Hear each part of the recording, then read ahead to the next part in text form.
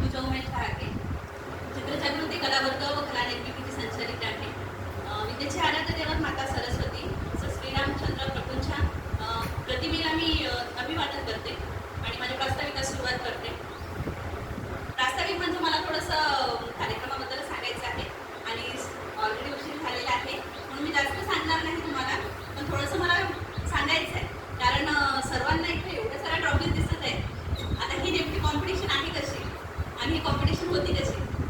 Actually असं असते की म्हणजे जगाच्या पातळीवर कुठे पण जा तुम्ही, प्रत्येक कॉम्पिटिशनमध्ये प्रत्येकाला ट्रॉफी मिळेल असं नाही आहे. पण हा नियम आम्ही तोडलेला आहे.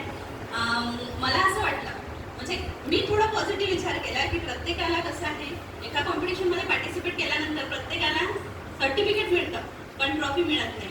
सगळे मुलं ना माझ्यातले हे बसून जातात आणि काही माझ्यातले जे ॲक्टिव्ह मुलं आहेत त्याला प्रत्येक कॉम्पिटिशनमध्ये फर्स्ट असतोच. मग त्याच्या व्यतिरिक्त बाकीचे जे विद्यार्थी आहेत ते विचार कधीच पुढे येत नाही असं आहे. मग त्याच्यामुळे मग मी हा विचार केला की आता या संकल्पनेत थोडा पण स्वरूप चेंज करायचं. त्यांच्याकडनं मी 100 रुपये प्रत्येक कॉम्पिटिशनची म्हणजे प्रत्येकी फी घेतली, पण प्रत्येकाला मी ट्रॉफी दिली त्याच्यामध्ये. म्हणजे प्रत्येकाला होणारा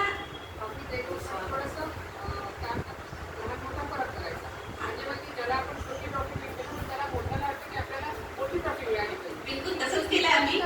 म्हणजे आम्ही ते ठेवलेलं आहे की ती पातळी ठेवली की सर्वांना सहभागी सर्व विद्यार्थ्यांना आम्ही ट्रॉफी द्यायची. पण आम्ही फर्स्ट सेकंड थर्ड काढलेलं आहे. फर्स्ट सेकंड थर्ड त्या कॅटेगरीमध्ये पहिल्या कॅटेगरीतून फर्स्ट सेकंड थर्ड आहे, दुसऱ्या आणि तिसऱ्या म्हणजे अशा तीनही कॅटेगरीतून आम्ही फर्स्ट सेकंड थर्ड काढलेले आहे. म्हणजे तो आम्ही फरक ठेवलेला आहे, पण प्रत्येक विद्यार्थ्यांच्या मनाला जे समाधान मिळणार आहे ते पण आम्ही कायम ठेवलेलं आहे. गरजेचं आहे.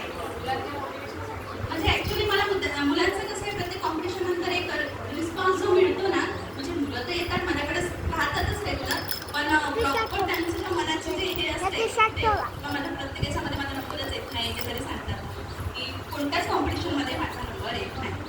असं नाही, येईल कधीतरी, तू पण प्रयत्न कर. सांगणं त्यांना प्रत्येकाला असते, पण प्रत्येक विद्यार्थी हा पहिला येतो का वर्गामध्ये तुम्ही सांगा.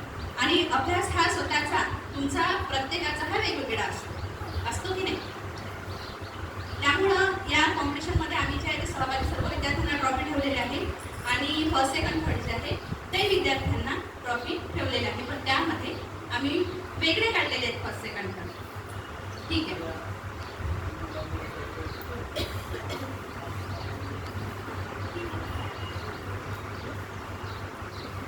आणि स्वच्छ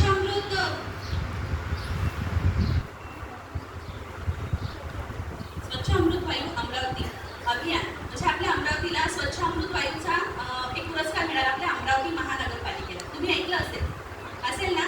ॲक्च्युली ही कॉम्पिटिशन जी आहे ही ज्यांच्याकडे होती त्यांनी ती कॉम्पिटिशन कॅन्सल केली काही कारणास्तव. पण विद्यार्थ्यांचा जो रिस्पॉन्स होता, त्यांच्या शीट्स ज्या आहेत त्या वापस आलेल्या होत्या. म्हणून पॅरेंट्स लोकांचं असं म्हणणं पडलं की तुम्हीच त्याचं ट्रॉफीज तयार करा, विद्यार्थ्यांना परस्पर वापस न देता आणि पोरांना त्या परस्पर द्या म्हणून तुम्ही. म्हणजे वापस न देता की पैसे होते त्यांची फीज होती काही आणि शीट्स होत्या ते पूर्णतः कॅन्सल झाली, त्यामुळे ते परत आलेले. म्हणून ह्या कॉम्पिटिशनचं पण जे हे आहे ते आम्हीच केलेले आहे. आणि दुसरी जी कॉम्पिटिशन होती ती 5 जून निमित्त, 5 जून पर्यावरण दिनानिमित्त. हा एवढा मोठा कॉम्पिटिशनचा जो हेतू आहे हा आहे पर्यावरण दिनाचा. आता वाढतं जागतिक तापमान वाढ आहे, म्हणजे आम्ही त्याच्यामध्ये भरपूर सारे विषय ठेवले होते मॅडम. म्हणजे 5 विषय एका कॅटेगरीला 5 विषय होते, दुसऱ्या कॅटेगरीला 5 विषय आणि तिसऱ्या कॅटेगरीला 5 विषय होते. असं भरपूर म्हणजे त्यांना स्कोप भरपूर होता विचार करायचा. आणि मुलांनी थोडंसं गुगलवरनं शिकलं आहे, पण स्वतःच्या मनाने सुद्धा काढण्याचा भरपूर प्रयत्न केलेला आहे. खूप छान वर्क केला. माझा लावायचा विचार होता पण वेळेच्या अभावी ते राहिलेला आहे. पण मुलांनी खूप सुंदर वर्क केलेलं आहे. म्हणजे बाहेरच्या याच्यामध्ये कॉम्पिटिशनमध्ये मुलं जेव्हा उतरतील, मला तरी वाटते की माझ्या क्लासची मुलं त्यातली टॉपर करतील, टॉप येतील मुलं. आता ही जी 5 जूनची कॉम्पिटिशन होती त्याच्यामध्ये सहभागी विद्यार्थी आणि फर्स्ट सेकंड थर्ड पण काढलेले आहे. आणि असाच उपक्रम आमचा हा नेहमी चालू असतो. म्हणजे वर्षभर काही ना काहीतरी प्रोग्राम चालू असतात. एलिमेंटरी इंटरमिडिएटचे पण क्लासेस घेते मी, नंतर ATD आणि फाउंडेशनचे पण काही विद्यार्थी होते आणि बाकी अदर क्लासेस पण म्हणजे चालूच असतात. स्केचिंग आहे, नंतर जे हॉबी क्लासेस आहे, क्राफ्ट आहे, ॲक्टिव्हिटी. आता सध्या आम्ही जे कॅनव्हास पेंटिंगचं केलेलं आहे तुम्हाला दिसत असेल, हे जे आहे हे कॅनव्हास पेंटिंग आहे आणि मुलांनी स्वतः केलेलं आहे. म्हणजे इव्हन 4थी पासूनची मुलं आहेत 8वी पर्यंतचे मुलांना पेंटिंग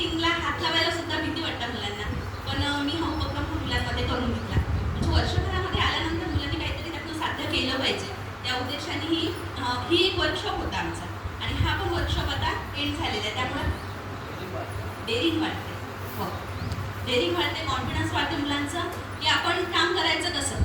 म्हणजे इव्हन दुसऱ्या मीडियामध्ये दुसऱ्या याच्यावरती आपण जेव्हा आपण हात चालवतो तेव्हा आपला हात थरथरतो एकदम काढायच्या वेळी. मग आता हे केल्यानंतर पुढचं जेव्हा ते वर्क करते तेव्हा नक्कीच त्यांच्यामध्ये कॉन्फिडन्स येऊन की ठीक आहे